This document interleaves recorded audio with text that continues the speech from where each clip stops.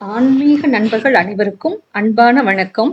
இன்று இந்த வீடியோவில் நாம் கூட்டு பிரார்த்தனை அப்படின்னு ஒரு புதிய கான்செப்ட் ஒன்று உருவாக்கியிருக்கோம். இந்த கான்செப்ட் நம்மளோட சேனலுக்கு வரக்கூடிய பல ஆயிரக்கணக்கான மக்களுடைய வேண்டுதலின் காரணமாகத்தான் இந்த வீடியோ நாம் ஆரம்பிச்சிருக்கிறோம். தனியாக நாம் ஒரு வேண்டுதல் வைக்கும்போது இருக்கும் சக்தியை விட கூட்டமா நம்ம எல்லாரும் சேர்ந்து இறைவனை வேண்டும் போது நமக்கு கிடைக்கக்கூடியது ஒரு மாபெரும் சக்தியாக இருக்கும். அதாவது பல இதயங்களின் உண்மையான வேண்டுதல்கள் ஒன்றாக இணையும் போது ஒரு மிகப்பெரிய ஆன்மீக ஆற்றல் உருவாகும். அந்த ஆற்றல் நமக்கு மட்டுமல்ல, இந்த உலகத்திற்கே நல்லதை செய்யும் ஒரு சக்தியாக கண்டிப்பாக இருக்கும். இந்த கூட்டு பிரார்த்தனை நமக்கு எப்பொழுதும் ஒரு மன அமைதியையும் தரும். இன்றைய வேகமான இந்த வாழ்க்கையில் மன அழுத்தம் தான் நமக்கு அதிகமாக இருக்கிறது. ஆனால் நாம் எல்லோரும் ஒன்றாக அமர்ந்து இறைவனை நினைத்தால் அந்த கவலைகள் அனைத்தும் மெதுவாக குறையும் என்ற ஒரு நம்பிக்கை, அந்த கவலைகள் அனைத்தும் குறையும் என்ற நம்பிக்கை நமக்கு உருவாகும். அதோடு நாம் தனியாக இல்லை என்ற ஒரு உணர்வும் நமக்கு ஏற்படும். மக்களிடையே ஒரு ஒற்றுமையை வளர்க்கிறது. மதம், மொழி, சமூக நிலை இந்த எல்லைகளை எல்லாம் கடந்து அனைவரும் ஒரே இடத்தில் ஒன்றுபட்டு நிற்கும் தருணமாகவும் இது இருக்கும். இன்று நம்மளுடைய சேனலுக்கு வந்த ஒரு ஃபோன் காலில் ஜெயலக்ஷ்மி அப்படிங்கிற ஒரு அம்மா சென்னை நங்கநல்லூர்ல இருந்து பேசினாங்க. அவங்களுடைய மகளுக்கு 2 வாரத்துக்கு முன்பாக குழந்தை பிறந்ததாம். அதாவது குறை பிரசவத்தில் குழந்தை பிறந்திருக்கிறது. இந்த குழந்தை இன்று வரை மருத்துவர்களுடைய கண்காணிப்பில் தான் இருக்கிறது.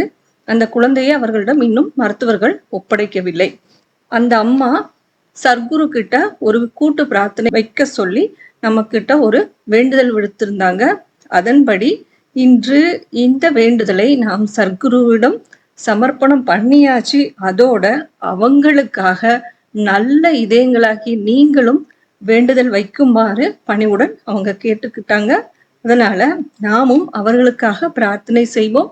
அந்த குழந்தை பூரண ஆரோக்கியம் பெற்று விரைவில் அவர்களுடைய பெற்றோரிடம் சேர்ந்து பேரும் புகழும் பெற்று இந்த உலகத்தில் நீடூழி வாழ வேண்டும் என்று நாம் சர்க்குருவிடம் நாம் அனைவரும் பிரார்த்தனை செய்வோம்.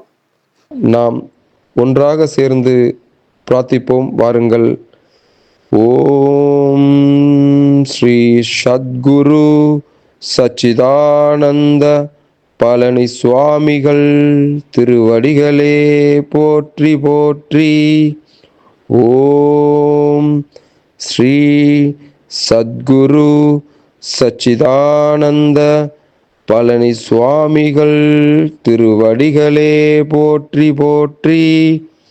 சென்னை தாம்பரம் அருகில் மேடவாக்கம் பகுதியில் இருக்கின்ற பொன்மார் பகுதியைச் சேர்ந்த அமுதா அம்மா அவர்கள் மிகுந்த மனக்கவலையிலும் பயத்திலும் இருப்பதாக சொல்லியிருந்தார்கள். அவர்கள் இதய வலியோடும் முதுகு வலியோடும் தனது ஆரோக்கிய பிரச்சனைக்காக சத்குரு பகவானை வேண்டி பிரச்சனைகளை தீர்ப்பதற்காக வேண்டுமாறு கேட்டுள்ளார்கள். இன்றைய தினம் அவர்களுக்காக நாம் அனைவரும் சேர்ந்து கூட்டு பிரார்த்தனை செய்வோம். எல்லோரும் வேண்டிக் கொள்ளுங்கள். அவர்கள் மிக விரைவில் குணமாகி ஆரோக்கியமாக எல்லா வளமும் பெற்று சத்குரு பகவான் அருளால் மீண்டு வர வேண்டும். வாருங்கள், அவர்களுக்காக நாமும் பிரார்த்தனை செய்யலாம். வாருங்கள், பிரார்த்திப்போம்.